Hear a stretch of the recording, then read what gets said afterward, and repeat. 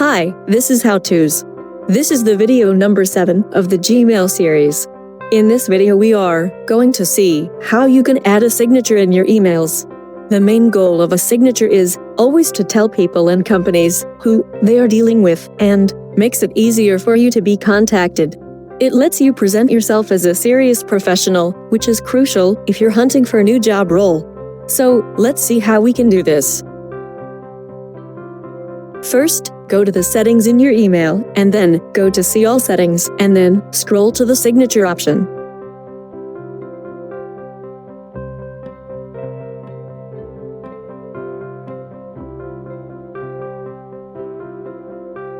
Click on the Create New, then add the signature name, and click on Create.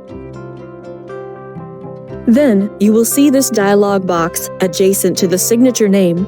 Now here, enter your signature details. I'm going to keep this simple for now, and would just add this in the signature, thanks, and my channel name. Once you have added the signature, do not forget to add the signature name in this boxes where you can select which signature you want to be added for new emails and when replying to existing emails. Scroll to the bottom of the page, and then click on Save, and your signature has been added now.